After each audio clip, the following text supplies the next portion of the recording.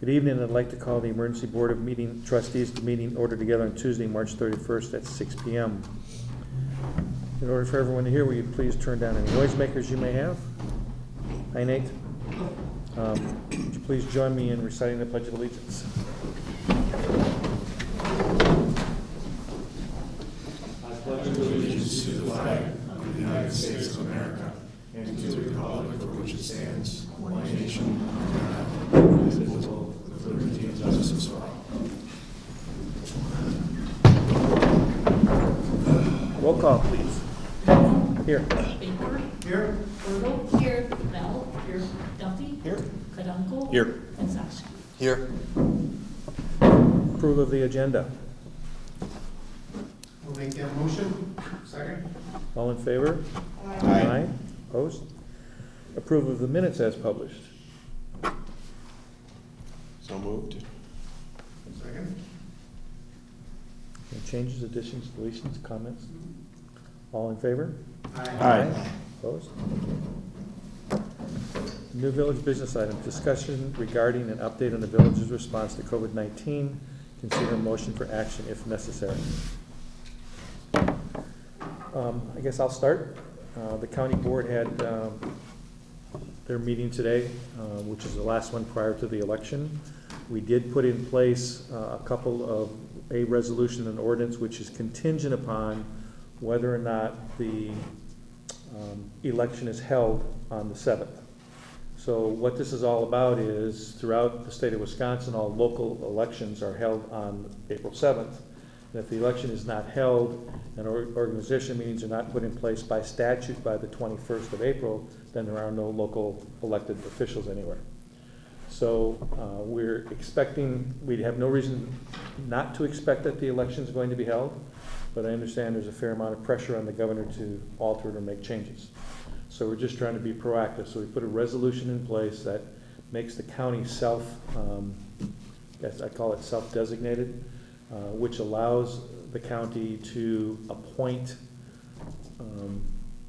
existing trustee or supervisors that are running in the election, that are current incumbents, to continue in that position until such time as a election would actually be held.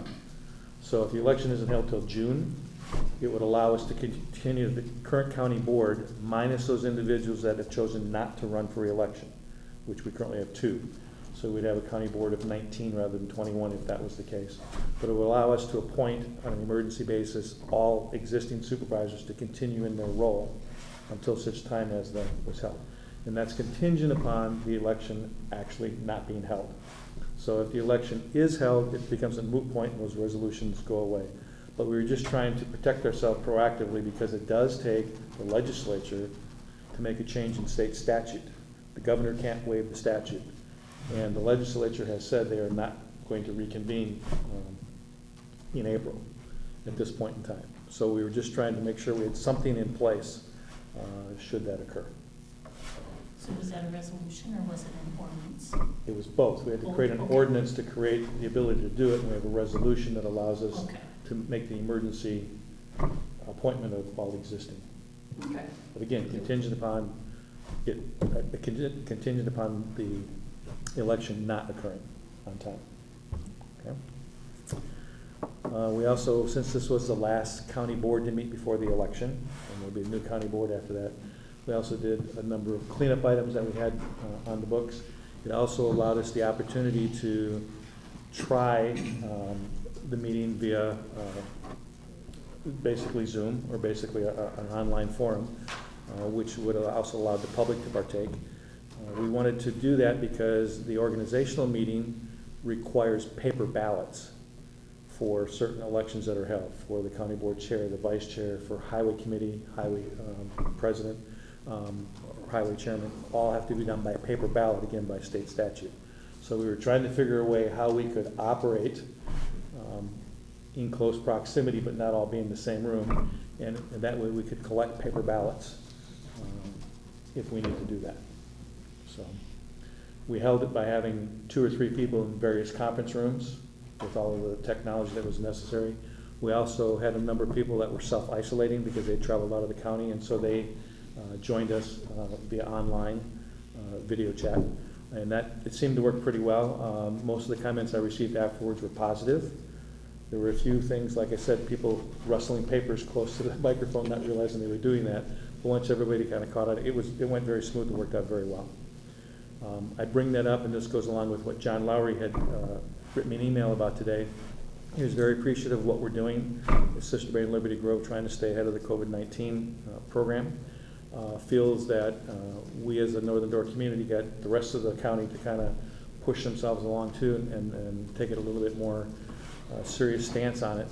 And I know Bo has been working hard to take a look at doing this. Was John's, I understand it, Liberty Grove has done a meeting virtually? Yes. Okay. Couple. And that it went well. And Bo has been working on giving us the ability to do the same thing. So that's something we should talk about tonight going forward, if we continue to have meetings like this in this case, or whether we have maybe myself and the administrator in a room and the rest are all just online talking via Zoom, which is what Bo has got set up, and we can talk about doing that going forward too. The other thing of note, of course, was there was the first confirmed case in Door County, which I think everybody knows about by now or has heard about by now. And of course, the feeling is if you have one confirmed case, there's probably 10 to 15 that you're not aware of for every person that has it. So it is within the community. It will probably be ramping up, hopefully slowly, which is what we've been trying to get. I continue to get calls and letters. I'm going to read 2 of them, which are fairly short. I smile about it, but at the same time, it's hard not to get frustrated. This came in, let's see. This came in at 2:45 this afternoon. I'm not going to mention names. Okay. My wife and I own a second home in Egg Harbor. Our permanent residence is Kimberly. We appreciate your concern regarding second home owners taking up temporary residence in Door County to escape the threat of COVID-19. My question is whether it's appropriate, in your opinion, for my wife and I to travel to our second home in Egg Harbor for a weekend in order to do our spring cleanup on our property. Thank you for consideration of my request. Okay. I'll read you my reply. Thank you for contacting me about your second home. I would ask that you not visit at this time and wait a few more weeks. The state issued a do not travel order and asked all of us to stay at our permanent residence. This is for the benefit of all of us. We now have our first confirmed case and know there are probably many more unreported cases. We are trying to protect very limited medical resources and hope you will comply. If we all do our part, this will be over sooner rather than later. Thank you for contacting me. We shouldn't be having to have these kinds of conversations at this point in the process. I'm sorry, we just shouldn't. Okay? Then I get a lot of this kind of call. Hello, Dave. Just got back from a walk in Peninsula State Park this afternoon. While walking, 14 out-of-state cars passed me in the park.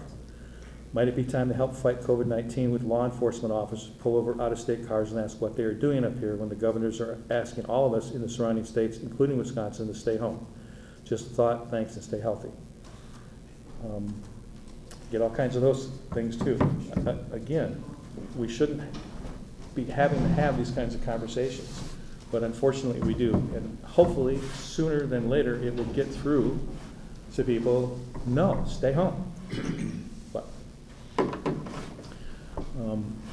that's what I have for an update as far as county issues. If somebody has a question about anything that happened in the county. Okay. So how about if we start off with Mr. Chris? I know you've been very busy. If you want to take a breath first, that's fine. No, it's fine. Okay. I'm actually going to yield initially to Adam Pronto so he can get back on the road. Adam is with Door County Medical Center's food co-op. So I'm going to put that in start right away. We're just delivering food over at Bayview Terrace across from the fire station. It's our second night of delivering meals there in the evening. Stuff that is part of his program coming to Bailey's Harbor and then rolls over to us and then we distribute there. So I'll let you talk about what you're doing and then I'll bring you up to speed what we're doing. Welcome. Thank you. Hopefully I don't take too much of your time. I know everyone's busy and trying their best to be active in the community and supporting our needs. And that's what we've done as a medical center with our Door County Meals Cooperative team. So those of you, a lot of you probably haven't heard about it yet, but you will be soon, hopefully. So the Door County Meals Cooperative team is a group of 12 organizations that have banded together to provide free meals in our county. According to my kitchen census numbers, we have 8 kitchens countywide. we're going to be doing 19,363 meals alone this week for Door and Kewaunee County residents. Next week, we're projecting north of 25,000 free meals, and we only want to grow from there. Our dinner program went live yesterday. We have 6 sites across Door and Kewaunee County. We have one in Algoma, we have one in Southern Door, one at Corpus Christi Parish in Sturgeon Bay, the Sturgeon Bay Y. We have one here at Bailey's at the sports complex, and then Sebastopol High School. Yesterday, 5 of our sites ran out of food before 5 o'clock. The Sturgeon Bay Y had 17 cars lined up before 3 o'clock opening. Today, 5 of our sites ran out of food before 5 o'clock. The Door County Y had 20 plus cars in their parking lot before 3 o'clock. The only location that we haven't sold out of food every day is the Bailey's Harbor Sports Complex.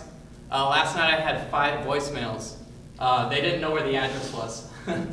So it's 2326 Summit Road, that's the answer. So we're gonna change that up. We're gonna try to hopefully find a spot in Bailey's that is down the main drag where people know where it is. But Chris and his team have been instrumental in our efforts. He's been extremely supportive, a close ally and a good friend at this point. So the last couple of days we've had roughly like 70 meals left over, and we've brought them to Chris and his team. We've passed them out at that low-income housing unit right across the road. And just seeing some of the people today, there's a huge need for that. There's seniors that are locked down in their homes. There's low-income families that have small children that aren't eating the way they normally do. And it's a huge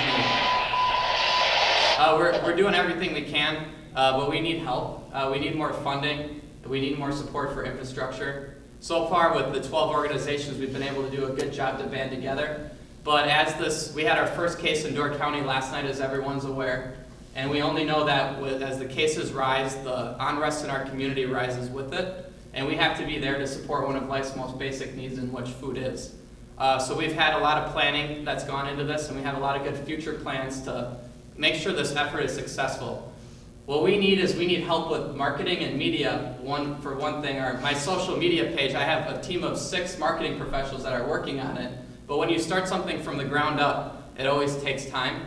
So I encourage everyone in the room to go ahead and follow the Door County Meals Cooperative Facebook page. We've had a bit of an issue with some inaccurate reporting that has gone on in the media. If it is not co-op official, it is not accurate statistics always. So they have to go through that Facebook page, and right now there's only 200 followers. We need more than that so we can get the news to people that is accurate and updated. We need help with funding. I just put in 2 days ago an order for $10,000 north of just supplies alone for packaging, only packaging. So I'm talking about paper bags, styrofoam containers, Ziploc bags, things like that, and that was north of 10 grand, and it was only for packaging stuff for food. That's not even approaching what our food cost is. Initially, when we started this idea, we were going to try to find a way to pay for the food out of pocket, and that food is very expensive. Then we found out about DPI. It's a governmental program, and they give $4.15 a meal, and they're going to give it for everybody, adults and children. Today, I found out that DPI is no longer going to be providing funding for adults. And out of my statistics right now, roughly, I'd say 60 to 65% of what we're providing is for adults. So our funding took a huge hit today. I'm working actively with my kitchen crews. We're trying to cut the cost of our food as much as we can so we can afford to do it. But ultimately, at the end of the day, I don't want to be passing out a cold ham sandwich and an apple. I want to be providing something that has got some substance to it and can provide, that hunger need that we have in our community. So we're actively trying, and we're doing everything we can to provide it. And the sheer numbers alone, we went live yesterday, and where we are today and where we can be in 10 weeks can be even greater, and we can do some great things in our community. But I need everyone's support here and in Door and Kewaunee County to do that. And so far, one of your best leaders has already jumped on board, so I could use any help that I can get. Let me ask you, where have you typically been able to get funding up till now? Yeah. My time originally was dedicated to just creating the infrastructure, finding donations as far as materials. We passed out almost 500 rolls of toilet paper yesterday. We have some churches that collected that for us. And my mind recently hasn't been in the funding game because I have to make sure the infrastructure and the operations are effective. And that's where I think my mindset should be. So I'm calling on the community to help fundraise for me. I have a relationship with the Community Foundation right now, the Door County Community Foundation, where we have an account set up where they collect money for us, and then they distribute the funds to our account. To my knowledge, that account is very low right now, and I need to make sure that I have enough money to purchase the things that I need to purchase. Because we'll be spending a lot of money every week, and if we don't have the funding to spend it, we're not able to spend it, and then we're losing out on thousands of people that we're feeding every single week. I made my rounds around every single meal site throughout the last 2 days, and I met a lot of the people that are coming to this program, and and some of the emails that I've been getting have been really heartbreaking. Yesterday I got an email from a mother, and she was at one of our meal sites, and she had her 2 little kids in the back seat. And apparently she hadn't been able to feed her children the way she's wanted to over the last few days because she's lost her job. And it's stuff like that that really pulls on your heartstrings and makes you want to drive forward and be able to provide for everybody in our community. We have a lot of low-income folks. We have a lot of seniors and people that have lost their job and they're scared because they need food. And we need to help them out. If somebody wanted to donate via the Community Foundation, who would they contact, or what fund would they contact? So I have left that up to the Community Foundation to manage that account, and I am putting my efforts into my operations.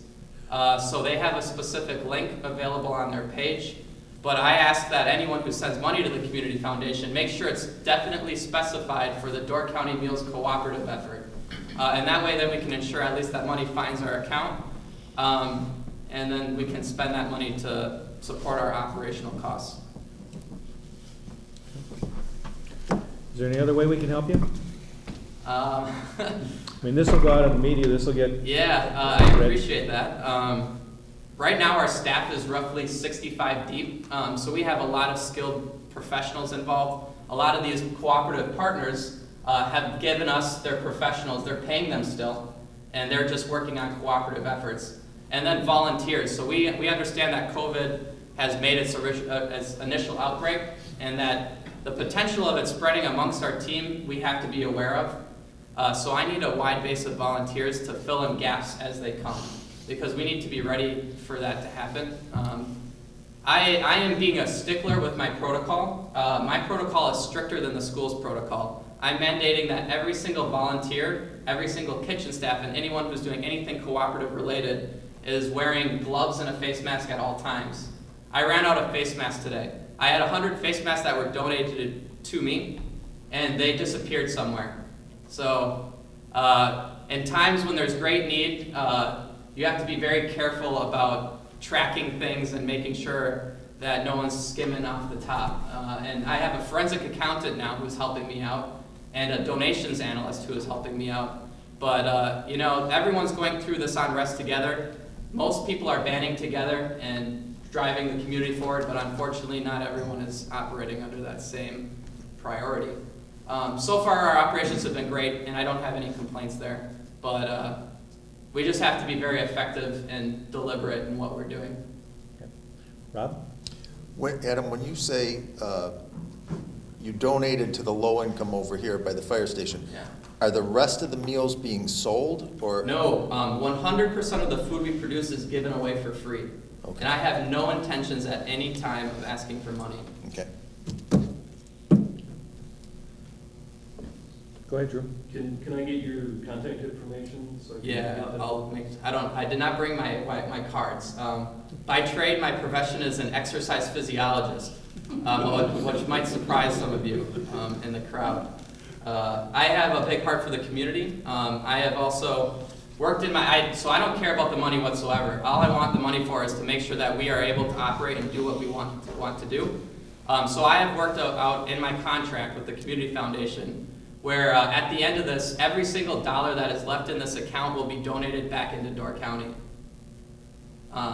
And I know right now what we're doing is for the short term to provide meals during the COVID outbreak, but I'm also well aware that we're a tourism industry up here in Door County, and a lot of people's jobs are going to be affected by this, and the money coming into our area is probably not going to be as great as it was last summer. So I'm also preparing for the long-term goals of our community, and that's why I've specifically requested that all the money left in the account gets donated back into areas of need. once we kind of figure this out and what we're going to be doing moving forward as a community. Any other questions for Adam? I'll just add one more thing. Sure. Another thing for me, and is really important value, is trust and transparency. So my cooperative, every single week on Friday, the plan is right now, we haven't done it yet, is to publish an expense report that we're going to put on social media. So it's going to have down to the penny on how we're spending our money and what we're spending it on. I want to be upfront with the community on what we're doing. I've been told by some powers that be that might not be the best idea, but I don't care. I'm stubborn too.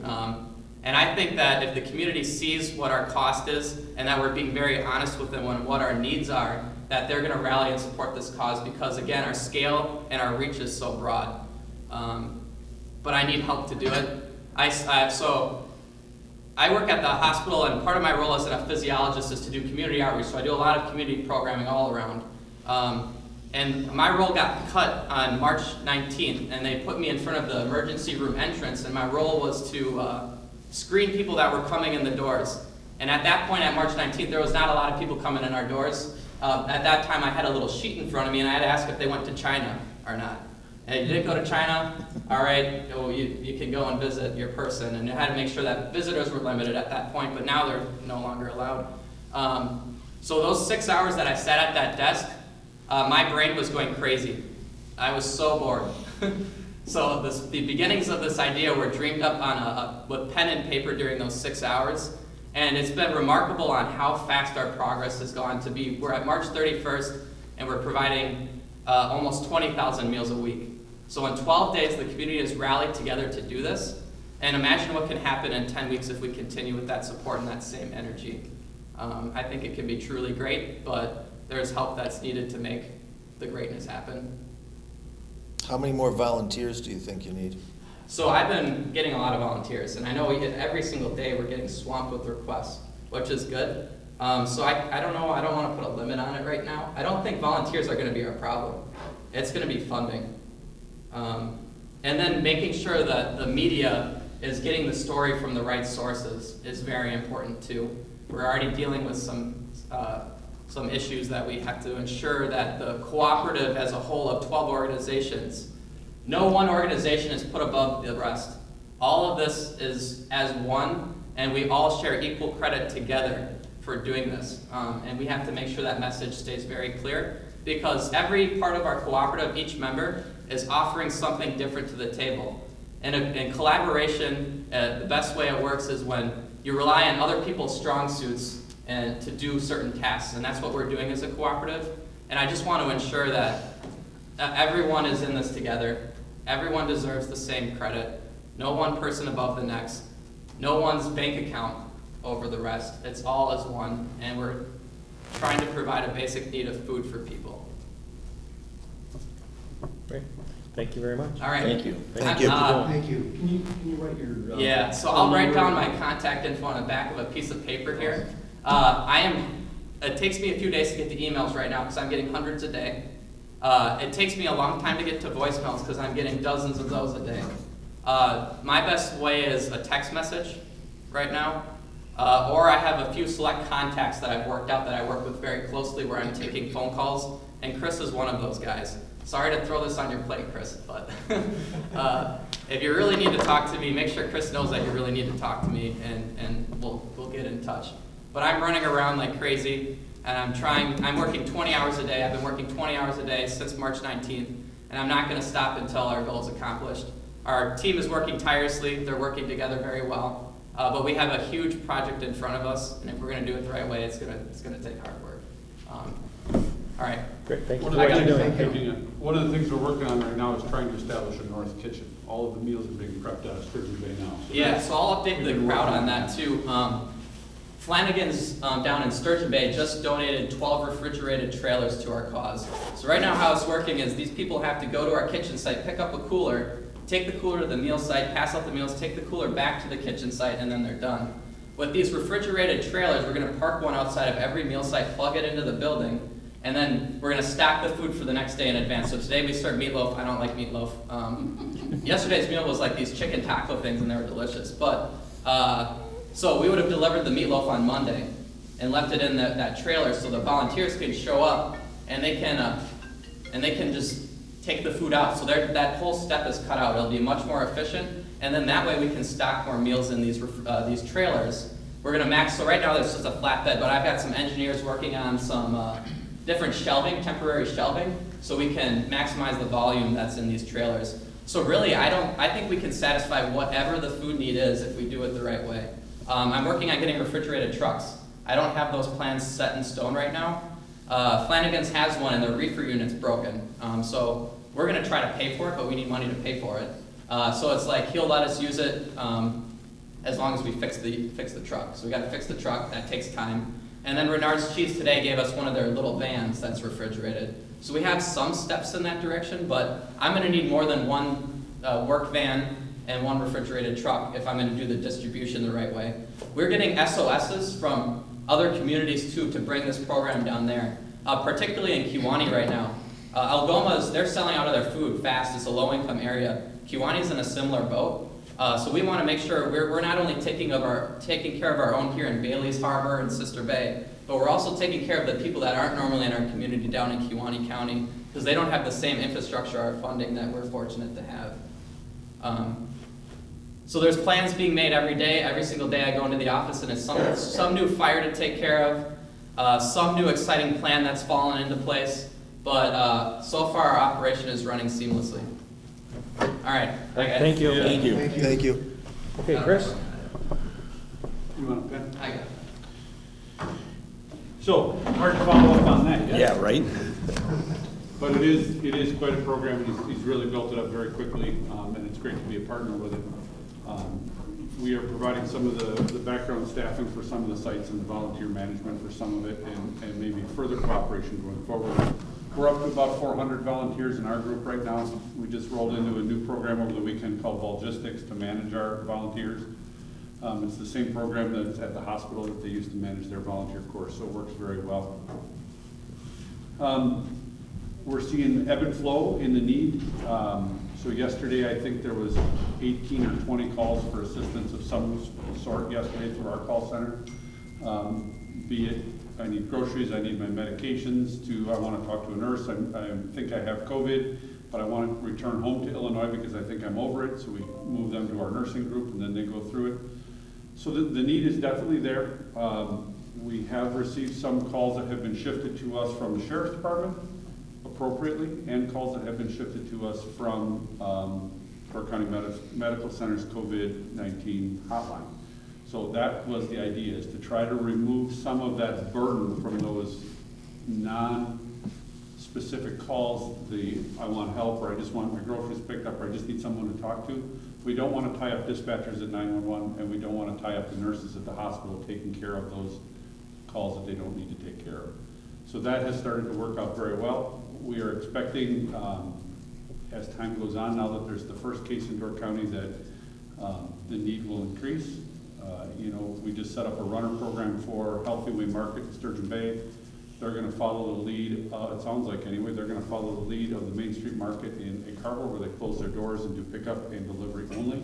Nobody in the store anymore. So there is a transition for that. It follows, we started with Jay, which we have 3 or 4 people in his place every morning.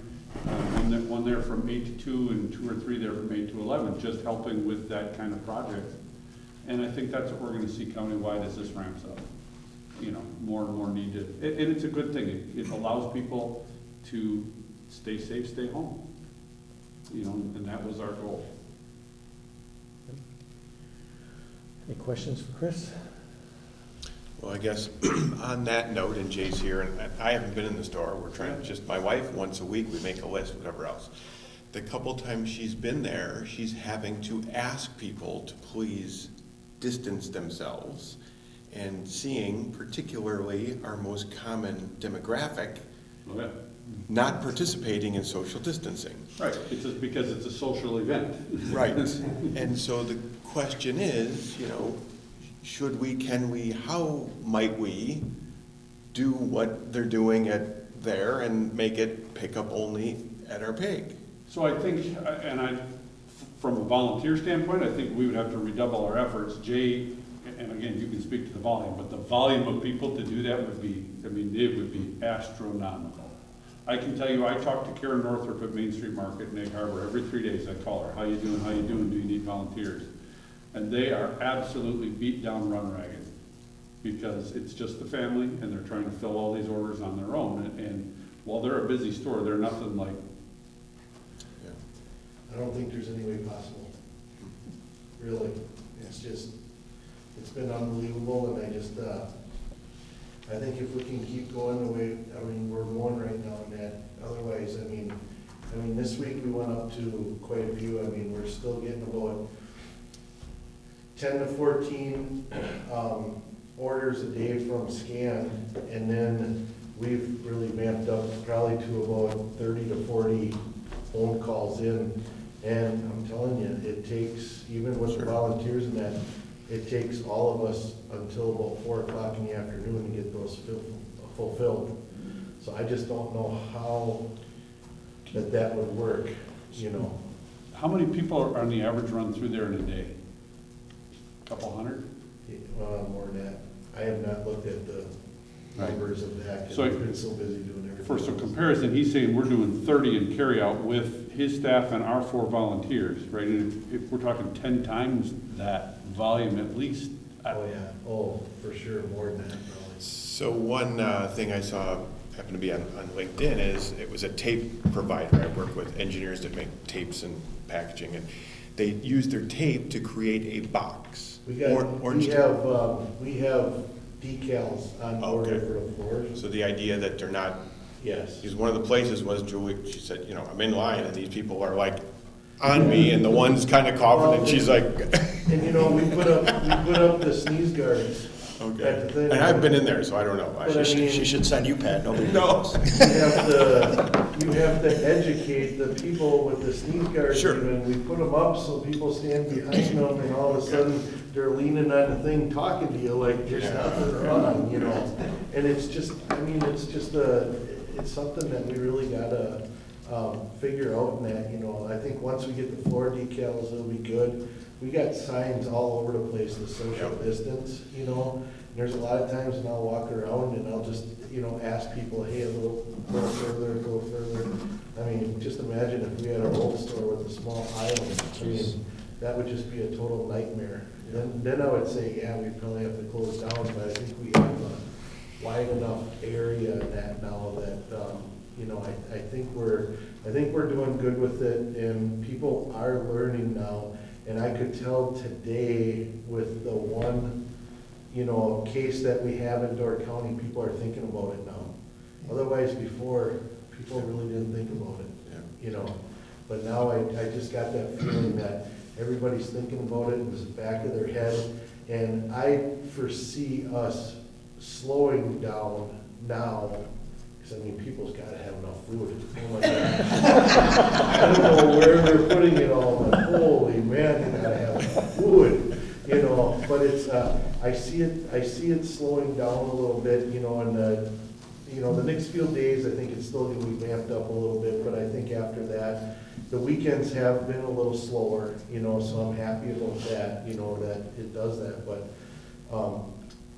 otherwise, you know, we got girls that go around and wash everything down, you know, once every hour, we're trying to get it, you know, and do it like that, but, no, I think, and a lot of my checkers and that, you know, they feel safe, so I mean, and we've had numerous, sewers bring us masks, so I mean, we do have masks, we do give the checkers the option, but, well, Chris probably knows, those babies are warm, you know, and my ladies are just like, they're sweating and all that with them on, so, and then, we had just a wonderful organization, I don't know who they were, but dropped off, they made socks out of yarn for each employee there, you know, so I mean, it's been, I think, like Chris said, you know, yeah, the pig is a social place, but I think it's really a lifeline for a lot of these people. Otherwise, I don't know what the heck, they would go nuts, you know. And I think just a little bit of time that they're out to do that. I mean, I think they're being better at it, and I think it will get better. Well, So- thanks for everything you're doing. Yeah. Thank you, Jay. Yep. Anything else you want to add? We got toilet paper.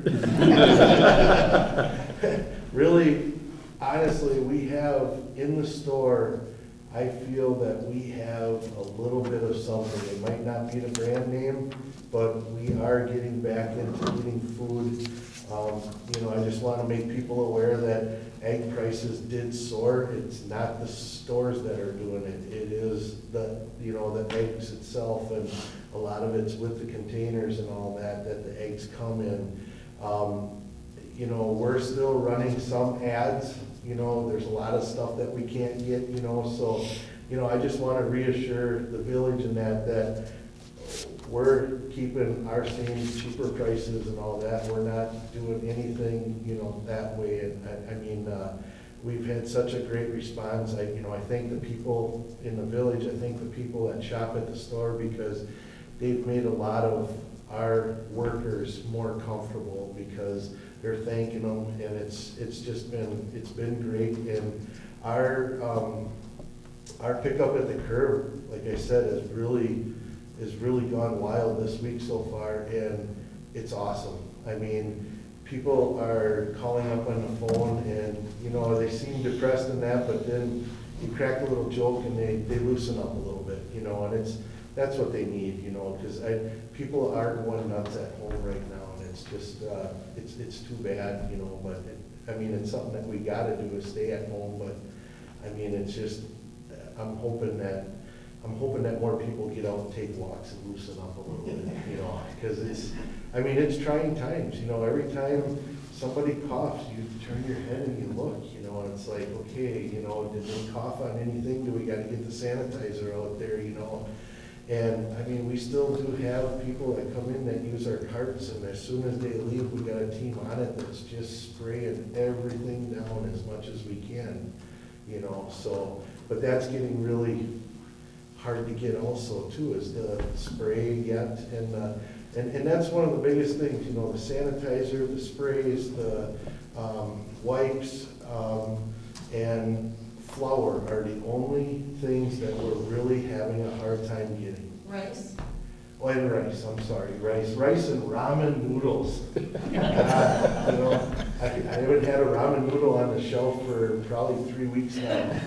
And people are always asking ramen noodles, so, but we did get some rice in today, so. But, it's, otherwise, we're holding our own, and we're really, we're happy to see people come in, and just, and they're just so happy, I think, just to be there, so. So, we're trying the best we can, but like I said, the floor decals are coming, and, I think it's still gonna work out good. Okay, great. Any questions of Jay? Just curiosity. I think one of the previous meetings that we had, you said that you were doing summer business with a winter staff. That was, I gotta rephrase that a little bit. That first week when all hell broke loose, that was when we got all those trucks in. Since that, it's settled down, we're keeping enough on our shelves and all that. We're still doing a better business, and Well, my question is, before you get too far in an answer that's has nothing to do with the question, is are people showing up more often? Is it the locals? Is it people that are choosing not to go to Sturgeon Bay, to the other? Can you pinpoint, or can you guess where your increased business is coming from? I think it's a lot more locals coming in, and realizing, hey, we do have a grocery store here that, a lot of people like to go to Sturgeon Bay, get their meds, and then do their shopping down there. Now I think a lot of people are just coming to the store, grabbing their orders, and I tell you what, we've had quite a few call-in orders from Sturgeon Bay, and they drive up to our store because we have some supply, And, you know, a lot of people that do drive up, it's like, oh, it's a beautiful day for a drive. And we wanted to see the outside of your store and all that, we've heard about it, you know. So, like I said, I think people are just itchy just to do something, you know, and they just don't realize that you should stay at home, you know. Everybody that comes in the store, we're standing there and we encourage them, you know, we give them a piece of paper that says, you know, call in your order or email in your order, we'll take care of it. So we are pushing big time to stay at home, you know, as much as we can, you know, and, but I think it's just people that have that routine that they come out, you know, you're seeing kind of like you're seeing people that come in every day, you know, but you are seeing more families than that doing, instead of a $40 shop, $200 to $300 shop, and they're staying away. Sure. So. And that's what you want, that's what we all Exactly. want. Exactly, exactly, so. All right, thank you, Jay. Thanks, Jay. You guys. Drew? Any Nothing new to comments? add. Still kind of in a holding pattern on events for the summer. You know, nothing has changed since last week on, you know, anything that's been postponed or canceled. We're having our board meeting next week. We're gonna do it via Zoom is the idea, so we're getting that set up this week. Yeah, that's. Okay. Can you clarify what happened with the short-term rental Airbnb VRBO? There's a great deal of confusion now because we had two releases. One contradicted the other. Right, and it's my understanding it probably, you know, originated from their lobby group. But the original word from the Wisconsin Development Corporation was that they were not considered essential and that, you know, they would have to close. But now that's been reversed, and short-term rentals, Airbnb, VRBO, that's, they all have, it's now, they are considered essential businesses and they can be open. Obviously. Wisconsin Economic Development reversed their opinion? Yes. They put that out today, so, and of course they reiterated that, you know, they would still need to follow, you know, the same guidelines that the hotels and everybody use as far as sanitation and everything else, but yeah. Sure, okay. So that's the deal. I'm very unhappy to hear that. As was I.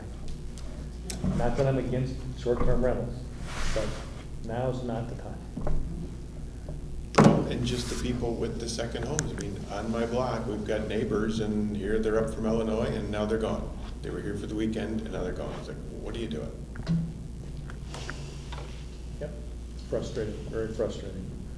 So, I got, just looking at their email, they referenced, you know, section X underneath number 13. I don't even see that clicking on it unless it, oh no, it goes on forever. Never mind.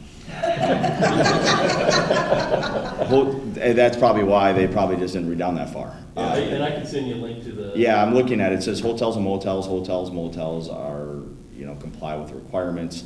So basically, because they operate under the same permit as a hotel, that's probably why they were able to skirt that, so to speak. Because it is the same permit process as a hotel. Not saying I agree with it, but. Well, it was just very confusing because originally they were asked about it and they said they're not essential, they should be closed. Mhm. Okay? And then 2 days later, they reversed You that. mean Wisconsin? Wisconsin. Yeah, because they probably, Right. yeah. Right. I mean, they don't understand the permit process probably either. It says hotel, motels, it didn't say vacation rentals, so they said, oh, they're not allowed. And then if you look into it deeper, a vacation rental operates under the same permit as a hotel, basically. So I'm sure, not taking a stance, I could care less. Yes, I think they should understand. just shut them down, you know. I'm not encouraging anybody to use them. Miles, good evening. I was just impressed that, from what Jay said, apparently this got Sturgeon Bay people that drive north. Somebody from Oklahoma. Maybe they heard we opened the bridge. One thing, you talk about sanitizer, I did talk, Hatch Distillery today was saying if they can ramp up production on sanitizer, they need a container is the biggest roadblock for them. So if anyone has an in on 8-ounce or 16-ounce containers, where someone makes little pump bottles, they're looking for them. Miles, on that note, what's the likelihood that somebody could just, like Jay, who has dispensers, or people that have dispensers that could refill those? What's the possibility, maybe just giving it a milk? I carton pass and that then along to to them refill too, it? because we have, from our Pacers organization, we have a bunch of like growlers that are just sitting in our storage unit. We're like, well, we could bring that if people could refill from that or something. Yeah. So that's a good question. Yeah. But it sounds like since last week, they feel like they can make a lot more. They actually said like maybe we can make enough to sell. But then they have to go through, if they're donating it, which is what they're gonna do for the hospital and stuff, they don't have to go through the permitting process, I guess, but if they wanna start selling it, now they have to start going through FDA approval, so maybe, but given that it's desperate need, I don't know. You guys have probably seen, the island has really restricted the ferry lines now to essential traffic only, and I did double check all the post office numbers for Northern Door. So the most detailed number I can come up with is more than 420 mailboxes have been opened up in the last 2 weeks from people just starting to get their mail in Door County, and 100 of those are on the island. So that doesn't count Sturgeon Bay, which is just because we don't have year-over-year comparisons because we didn't always delivered every mailbox down there until the last few weeks. But that just tells you, if you just 2 people per home, you're getting close to 1,000 right there pretty quickly.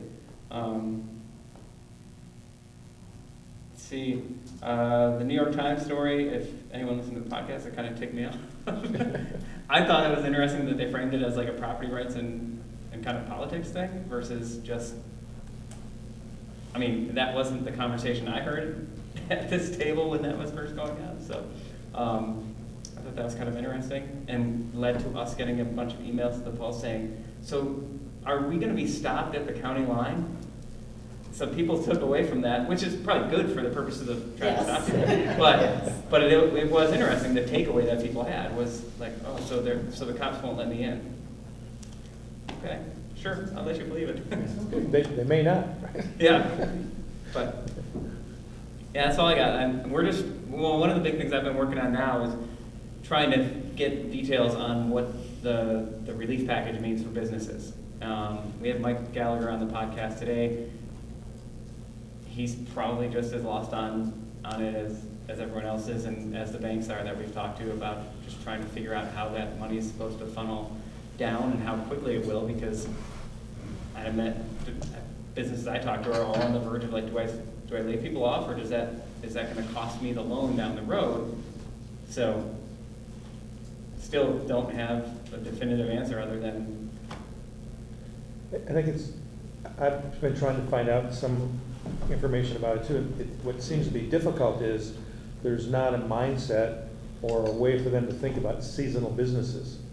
So you may have a lot of businesses that don't operate during the winter, but now they come to open, and they need the startup money, they need the inventory, they need to bring on the labor, and it's not there and available to do under that stimulus plan or program. Well, It's more set for somebody that is in place and operating, but even seasonal businesses that are operating now during the winter here, if you staff up more in the summer, your payroll is based on the last, I think it's 8 or 12 weeks. No, they'll do the average of the year now. They will not, okay. They will. 'Cause They've before made it was steps last 8 to or 12 accommodate weeks, that. okay. So it'll be the average of the year. They're going off your debt service, your rent, your so it's not gonna be perfect, but it will be something to Okay, well, that's get good. people through, yeah. But I But know- it's still the bankers don't know what they Right. can do. But the CARES Act will allow us to go to our local bank to apply there and to get it there. So we won't have to go through the SBA route for the CARES Act, which in theory will be faster. But they don't. That's about all I know, and I've been talking to people pretty regularly as well. Okay, good, Yeah. good. But they don't know yet either. They don't even think they'll know Friday. You know, Friday would be probably optimistic if they have an idea by Friday. But, yeah. And I know there's a lot of thought process about, well, they say that if I keep people on, that I can borrow the money and pay payroll during this period of time, and if it's used for payroll, it'll become a grant, and they'll forgive it, okay? But everybody, as you said, they don't have all the particulars out yet, and people are wondering, well, how does it work? Well, and- How do I know that that's what's gonna happen? Yeah, we've asked our accountant that, and they said they don't know, and they're like, you know, it's survival mode for business. You can't wait Yes. to lay people off. They're like, ultimately, that'll work itself out. Everybody's in this ballpark, you know, or everybody's in the same thing. So, you know, they're like, do what you have to survive, and then, you know, whether it's a credit or not, I mean, that's great if it is, but ultimately, most businesses won't even care. They'll, as long as they can keep the doors open, Right. you know. But, yeah. You gonna say something? Well, I was gonna ask if anybody can confirm or deny or something that I had heard, and that is that if you take out these loans, and you use them for payroll, and you keep your employees on, no one knows how long this will go on. No one knows how many times you may be able to go back to that well, how it's all going to be set up. And most likely, if you get through it okay, the loan will be forgiven, considered a grant. But if you end up, there's been talk, and I've seen it in a couple different stories on the news, that if you end up shutting down or not being able to continue, even once you've received that money, that you still then owe it. Has anybody else heard that story? The business closes, you don't get blood from a rock. Right. Well, and I understand that, but it's just one of those, Business you know, entity as takes the people loan, are business entity deciding closes, which there's no more way business to anymore. go, you know. It's all contingent on, and that's why, to your point, it applies best for a business that's currently in operation, because they want, the trail has to be there where you've got somebody that you haven't removed from payroll, who then at whatever point slides onto the furlough, and then at whatever point when the furlough's not needed anymore and things return to normal, that person is still there, and when that gets verified, then you don't owe anything. But yes, I've heard what you're saying. To me, what I've done with impacted employees, to their benefit, the best I can do to benefit them is to encourage them at this point to get registered on unemployment and get registered, get the case going, and get qualifying for whatever additional federal money would be coming in along with that. And then I think I would just encourage anyone to at least open up that route so that the people that aren't working now get some money and get more money than they would normally be getting in a seasonal reduction of hours type of unemployment situation because of the government stipend. And if a month from now, they've only gotten one check, but this furlough thing opens up and business opens up, they can always stop unemployment and, you know, be actively working when you would process the furlough paperwork. And then, you know, to Chad's point, it'll be an average of hours or, you know, whatever. Well, So- from what I understand, it's gonna be your payroll averaged over Yeah. 12 months. Yeah. So ultimately, for any business in Door County, you know, in general, your average right now is pretty good. You know, if you're gonna average July and January, and you get the median point of that right now in March and April and May, well, that's not terrible. But it's only 2.5 months of the average, 2.5 months, and a percentage of your rent or your mortgage payment, you know, so it's not a magic bullet. It will hopefully help people continue, which, you know, is a good thing. But I think, you know, after that initial, to your point, well, we'll have to wait and see what the world's like in another month or two, you know, because it won't be enough if everything shut down for 6 months. But I think the goal is to try to get as many businesses and people as far as you can, and then worry about it then, because we don't know what it's gonna be. It's too much. Well, it was also my understanding that if somebody filed for unemployment and whatever their, wages, their check would have been from their work history or whatever, that they were going to get an additional $600 on top of that per week.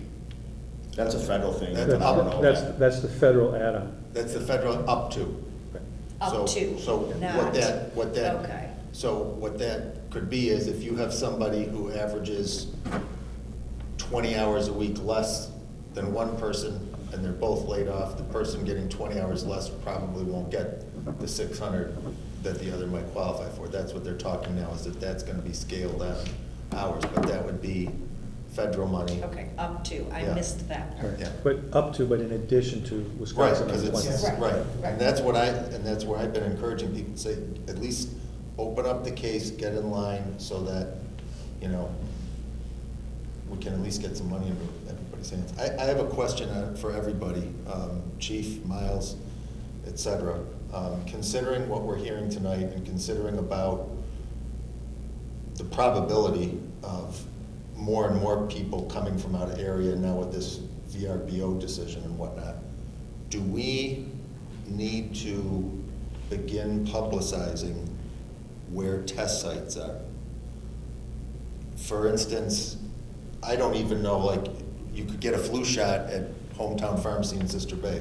Are they going to be able to test once a certain, and the reason I'm asking is, we're going to have most likely an influx of people who are not part of our insurance rolls up here, and for, lack of a better way of phrasing it, would be an urgent care type of facility, type of person. And considering how many we already have up here under quarantine or whatever, do we need to just start saying, hey, now that there is a known case, here's where you can go to get tested? We're providing that help if people call in. Right now, there is only one place through the hospital, and you have to be essentially nearly prescribed by a provider. And hopefully that'll change soon, but I don't know that we want to try to keep up with the changes enough to try to keep it posted. If people call, we ask, but if all of the tests get approved that they're currently working on, be it the 1 hour or the 5-minute positive, 15-minute negative one, hopefully things will change quickly, and hopefully it will go to that level where we can get them at Walgreens or Walmart, but I don't think it's gonna happen fast enough for what you're talking about. And if it does, I don't know if we're gonna be able to keep up with the changes and where they offer them and where they don't, who runs out and who doesn't run out. I think we're setting ourselves up for a full-time job just trying to track it. I think the word that they put out up to this point in time that they want everybody to follow is call your doctor. If you don't have a doctor, call the Department of Health, okay, and/or call the hospital. And that those are the three avenues into it. But the doctor and the Department of Health are the top two. So then it sounds like what we should be doing somehow publicly is making sure people who would be the out-of-towners or the second home people, or, people up here on a quarantine, whatever, that they know if you've got a concern and want to get tested, you need to call county health, rather than, it could be somebody who's here seasonally that, for the last 6 or 8 years, they could have gone to Shopko or Hometown Pharmacy for a flu shot. And they could be under quarantine and thinking, well, they could go to 2 or 3 places checking, to see if there was a way to just publicize it somehow, saying, hey, if you're not part of our insurance plan up here and you want to test, you got to call county health. Problem is the availability of tests are so low that, so they're ranked in tiers, 1, 2, 3, 4. So even if you are lucky enough to get one, but you're not in significant medical distress, your test is bottom of the barrel. I know somebody that was tested indoor county affiliated with not our department, but another department. We're 12 days post-test and he still doesn't have his results because he keeps getting pushed. He's a tier 4. As long as there's a tier 1 or 2 in front of you, they will never test a tier 4. Okay. Yeah, I talked to Jim Heisen, Brian Stevens at the hospital today. So that tier 1 is you're already hospitalized or you're a healthcare worker. And that's the priority for getting your test results right now, especially from the state labs. And it seems like they're slowly bringing on these private labs, and they say there's like 41, but there's not 41 actually doing a lot of this work right now. I think that's 41 people they're talking to about doing it. Some of their tests get sent down to North Carolina. They admitted, said they come back in sometimes 14 days. They have the machine to do testing on site now and process the tests on site at the hospital. They don't have the reagent to actually complete it and get your results. So even if, like right now, all the reagent that's out there is getting sent to the hotspots like New York, and it should be, so I don't see that changing rapidly, conversations I've had. So yeah, it's like and you can't request a test. You can't request that somebody, I want to get this test. The doctor has to determine it, and they're not just giving those away unless you're in, like they said, in pretty bad shape. Door County has done 102 tests as of yesterday, and only processed 44 of those as of yesterday. So more than half still don't have results. And from what I'm hearing, you can also tap in, the county health department and the EOC holds a daily briefing, if you will, that you can tap into. That also gives you updated figures. But what I am seeing or hearing is that there's kind of a general shift towards we're never going to be able to test everybody, and instead we need to get the test that finds out whether or not you had COVID, not whether you are positive for COVID. But it's kind of an after the fact thing. They're feeling like 80% of the people can have the COVID and not even know it. They might have sniffles or a sore throat, but they don't think it's COVID. And that's probably what's going on in the general population, which is why they also believe, like in a place like Door County, there's probably many more cases in Door County that we're not aware of, because people are just, it's a cold, it's a cough, whatever, and they have it for 5 or 6 or 7 days and they move on. So the real gut of the question is, when does the test come out that lets you know whether you've had COVID or not? Not whether you're currently positive, but whether you've had it in the past. Because those are the individuals that will have immunity. Those are the individuals that you want out working, that you want to get back in the workforce sooner rather than later. I'm aware that there's an Abbott Labs in Chicago is the latest one that was approved. They're going to do 50 or 100,000 tests per week that they'll have available, and it's a 15-minute test, and it tests whether or not you've had COVID in the past, whether you have the antibodies, and that's really where the testing needs to go. To continue to say, well, we've got 5 more positives or 10 more positives doesn't do a lot for anybody. We know we've got a lot of positives. There are going to be a lot more positives. It's more about those 15-20% of the people that are going to need medical help that you need to concentrate on and keep isolated. So that's kind of what I'm hearing. I don't know if you're hearing similar things, Chris. That seems to be the direction that they're going. There will probably be some point in time where let's say forget the tests. It's not worth it. The herd immunity Right. concept. Right. The other thing that comes out on a daily basis, and it just came out today, I saw the Wisconsin one, they take all 50 states and they have a map that shows when they expect the peak and the tail and stuff to happen and how it's supposed to go. The one for Wisconsin today shows a rounded peak because we've been pretty good about social distancing and self-isolating in many cases. But they're expecting mid-May will be the peak, and it will tail off into somewhere in July. So this is not a 2 or 3 week thing that we're looking at. And they update that just about daily based on cases and where they're at. But if you look at our graphs, it's been pretty gradual, and it looks like we're not going to have this. We are going to have kind of this rounded thing. But that rounded thing also drags it out a little bit further. But there's just less people involved with it in an intensive care type of situation. So that's good. And that's a federal model you're talking about, Dave? Or a state Yeah, model? they print it daily based on the day's numbers, but that was Wisconsin, that was today's Wisconsin. And I read the same thing. To me, the key to that is at no point in time does Wisconsin ever overwhelm its healthcare system, other than maybe some key components like downtown Milwaukee and something else. But otherwise, the healthcare system in Wisconsin stays within its capability. That's the key. Right, and it's contingent upon us maintaining our social distancing and what we have in place. I mean, what they're saying is it appears to be effective in Wisconsin in the front end of this, and we need to keep doing what we're doing to maintain that little hump instead of that big spike. Is that on Wisconsin's DHS site? When I get it, I'll send it to you. So they can look it up. Go ahead, Rob. Do we know yet whether whether it can be passed back and forth between household pets, dogs? I heard one report that said it could, another, I don't know. I've seen a report that they found a cat that got it, and they found a couple dogs that had it. But that's, my question is, when we outlined all of the areas for closure, I don't recall us including the dog park in there. And how do we feel about, should we just continue to leave the dog park open? Because if we continue to get an influx, or once we get more of an influx of people, chances are the gathering, the natural numbers adding up over there could. I think we should keep an eye on it. At this time, I've been there twice. I can say that the time I've been there was one other person there, and, we were both following social distancing. The only thing that was coming around was the pets, the dogs. I haven't seen any more in the times I've gone to utilities and back, more than one or two people in there, and they're always distanced.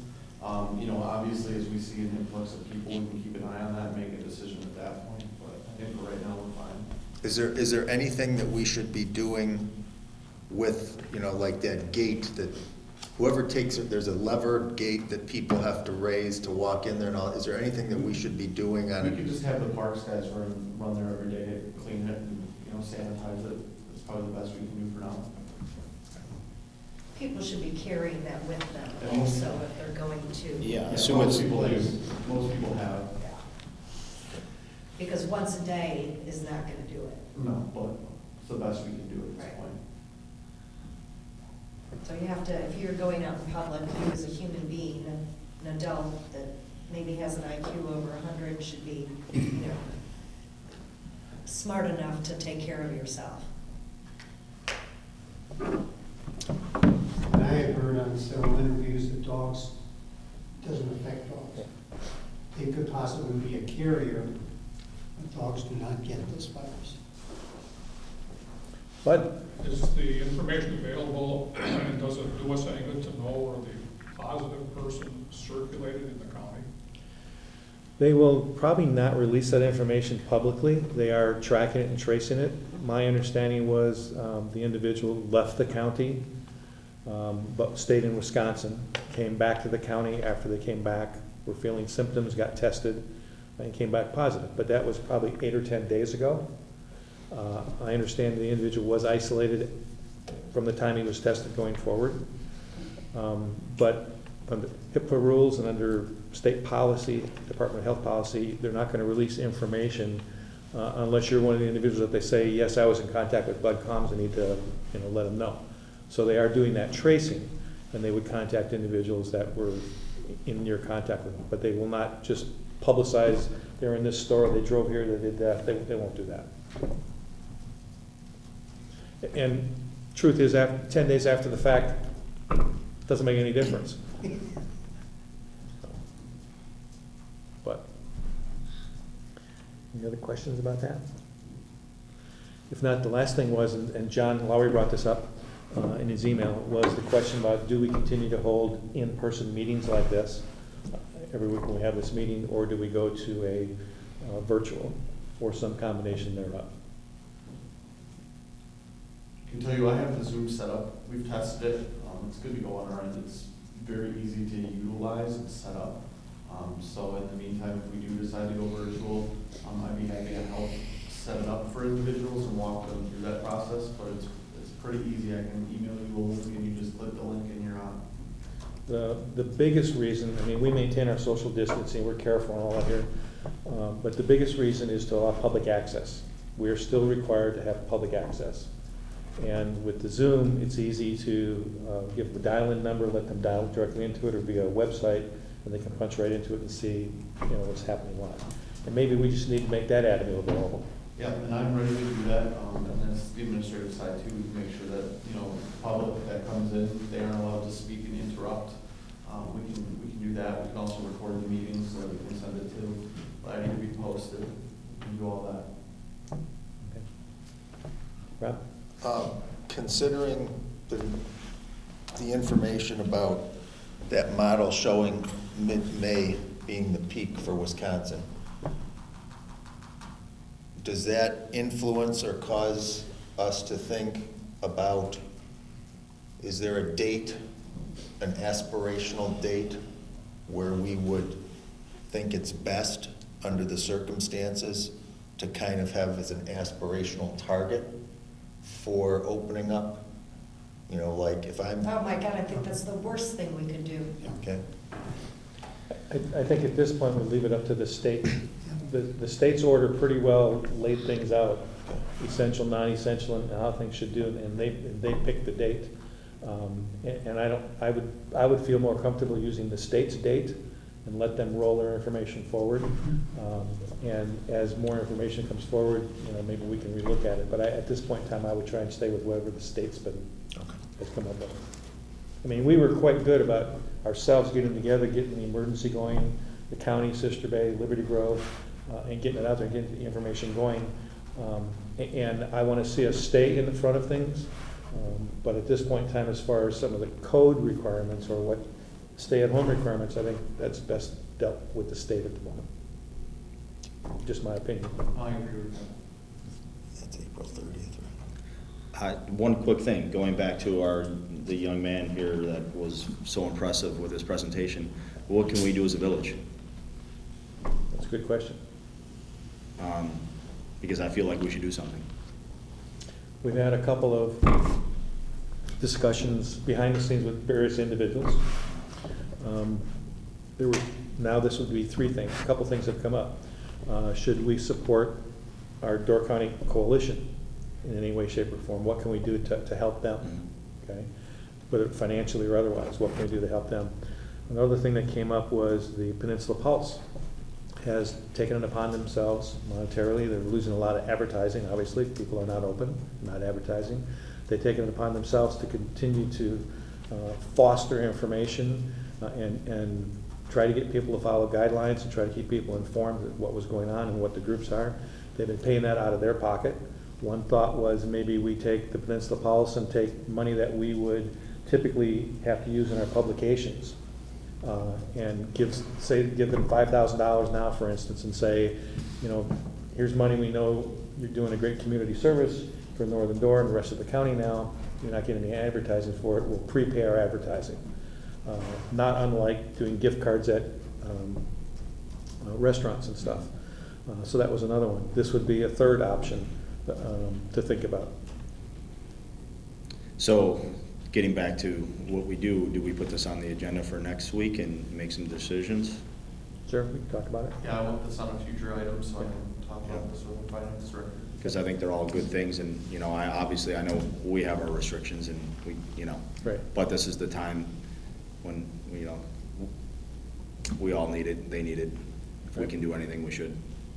I mean, Well- I did talk to Tasha last week when one of those three ideas was, I talked to Dave about, and I asked her, you know, how the village was doing so far, and I said, you know, are we in a position to be losing money? Is, you know, the situation that we're in, is it gonna hurt us? Are we gonna be okay? And she's like, I think we're gonna be okay.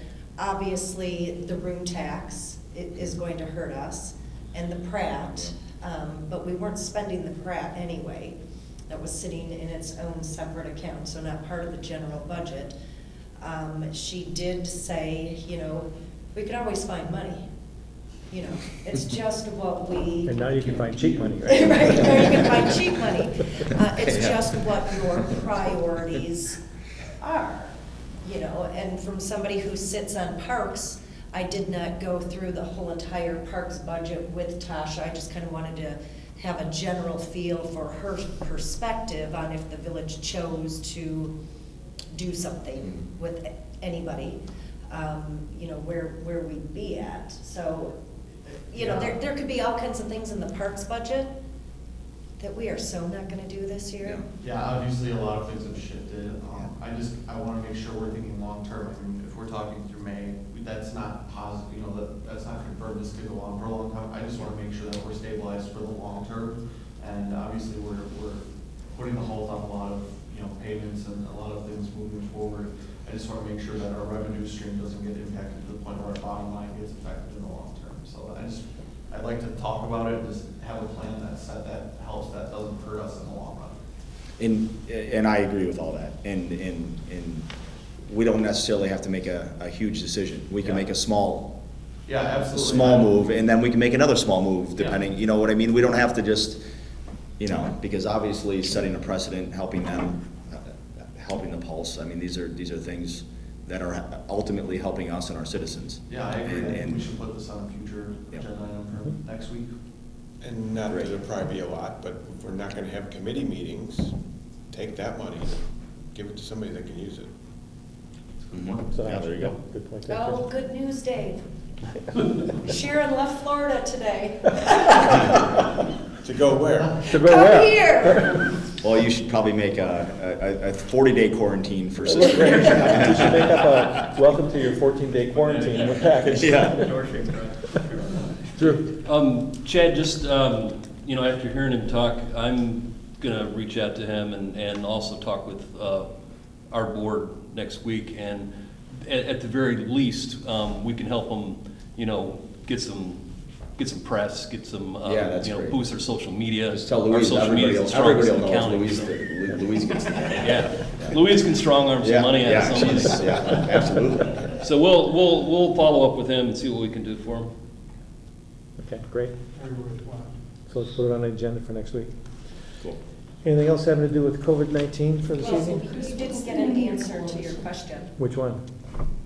Do we still meet like this, or we go Oh, I was, virtual? yeah, that's where I was gonna go. Oh. Continue to go there. Do we continue to meet like this, or do we do it virtually? Well, I think having the ability that if somebody feels like they want to do it remotely, and so that people can watch live is a good idea. It doesn't mean we have to all do it. But if it's there, then nobody can say, why didn't you do it? Well, it's available. Right. And if Pat can come here once a week, he doesn't have to go to the pig and. I haven't been to the pig in probably 3 weeks. This is the only place, I haven't been to a gas station, I haven't been to well, I went to, I sat in my car and I opened the back and they put the food in the back and I went home. Paid for it before I went. That's it. This is it. Well, I just want to make sure, it's going to be tricky if some people do it and some people don't, because we all have to be on the webcams and we all have to be, you know, a web presence for the public side of things. Well, we can all have our Zooms on and be hooked up, Yeah, but if somebody wanted to be present rather than virtual, yeah, you're going to get mic issues, you're going to get a lot of. I understand that. sound. I just, Well, and if nothing else, maybe we should try it. Well, that's what I was just thinking, like, maybe it's not next week, but one of these meetings, let's just do it, see how it works, so we're experienced with it for when we feel like we really need to use it. well, I'm ready to go, so let's just make it next week's meeting. The other thing I'll just say is. You gonna real send quick, out an email to everybody about how to get on? If you have any sickness, symptoms of any kind, please don't show up, okay? My wife's family neighbor in Appleton, he gets sick, he goes to the doctor says it's the flu, don't worry about it. 10 days later, he wakes up on Saturday, he can't breathe. He's been to the Menards and restaurants and the family birthday party, wherever else, and he's on a ventilator as of yesterday with COVID. You know, so you got the sniffles, whatever else, please lock yourself down. And moving forward, it's probably a good idea to try it next week, because we're still at the very small end of that curve. That curve is gonna start to rise. We shouldn't be out Yep. and about, if at all possible. Well, and again, Even to though your- we're practicing our social distance and everything else. But To your point, it's, what if 10 more people show up here to Right. watch? I mean, that's really, Hey, Dave, are you Yes. still gonna have a meeting next week if the election goes on? Because that'll be on Tuesday? Yeah, we've done that before, yeah. Okay. Are, We did it last year. are they still using the fire station, Chris? Yeah, we're doing it in the bay, so we can have Oh. social distancing and a drive-through election. Okay, Yeah, I like that. Yep. excellent. I like that. Pull your car farther over, there we go. Stay in the car. Absolutely, they're in the car. Yep. I do, also should mention this, the county is working on the election. Of course, it's all the municipalities and villages, city have to do it. There is quite a concern going on, especially now that the first confirmed case in Door County They're very, very concerned they may not have enough poll workers. And each area is a little bit different, so, Union, Gardner may be fine, but, Town of Nassau may not be, for instance. So they're trying to work through that. They are going to make potentially county employees available. People that would be working normally at home, they would let them go work the poll that day and not count against their fund, their SBL fund or whatever that they were working on. Was one thing they were looking at. They're also looking at volunteers, paid volunteers. So if anybody wants to volunteer, they should contact their local clerk to do that. But they're very concerned that they might end up between 80 and 100 poll workers short. Heidi did say we're fine. Okay, but those are the numbers that I heard today throughout the county. So they are working on that, and they'll try and come up with any help that they can. But now that there's the first case with all of our poll workers 65 or older for the most part, that's a big issue. So they're gonna contact all the municipalities, have them contact their poll workers to see if their poll workers are comfortable working or not. And if they're not, then they'll try and do something different. So that's an issue. That's all I got. Did they say, do we have to live in that municipality? No. Okay. That's it on COVID. So anybody who's here for COVID that doesn't want to listen to the next part, have a good evening. Thank you all for coming. What's your next part? Okay, item number 2. No. Discussion regarding the potential for business owners to request delayed payment of liquor license application fees during the time specified under Village of Citrus Bay Resolution 422, Declaration of Health Emergency dated March 16th. Consider a motion for action if necessary. My personal opinion is yes, we should just do it, make it available until the license would normally be renewed, but it has to be paid prior to the renewal date. Right now, it's required to be paid at application. Well, a lot of places aren't operating. They can't operate and have no funds. So they have to have it in by May something, April, May. It's just the best we can do. And it's a little something we could do. They don't have to pay the fees until the date of the licensing.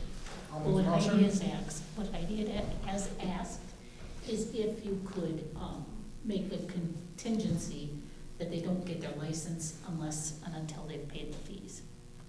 That you'd approve it in June, but Isn't that what they if just some said? people don't. Right. Yeah, that's what you just said. Yeah, you put the application in still, that we know you want it. Right, we go through the whole process, but you don't Pay actually later. get it until, right. Right, But you don't have to pay, for it 2 months in advance. sure. I'll make that motion. Second. I think Nate made the motion. Oh, Nate sorry. made a second. We need a second. Okay, second. Okay. Other discussion? Should I abstain for any reason? No, Okay. no, I don't see a reason to say. Because this involves everybody, not just you. So, all in favor? Aye. Opposed? Motion carried. So Thank can you, I everyone. redo that motion? Is that okay? Sure. Okay. That the village board grants any business owners in the village who submit applications for liquor licenses as well as operator soda and cigarette license an extension to pay the required fees. Before any of the licenses which are approved by the village board in June are distributed, any and all licensing fees must be paid in full. Is that okay? I don't know if that's clear enough. I guess what we're trying to say is you don't have to pay the fees with your application. Okay. You would have until the date the license is effective to pay. Applications are still due as normal or whatever. Payment won't be necessary until such time as the new license. Which would be go by into June effect. 30th, right? July 1st is the renewal, June 30th? Right. So- And I'm sure when Heidi sends out the application, she will have a new letter that will Yeah. explain all Yeah, that. she's ready to go. A motion to adjourn would be in order. I'll make that motion. Second? All in favor? Aye. Thank you, everyone. Thank you. So what I'll do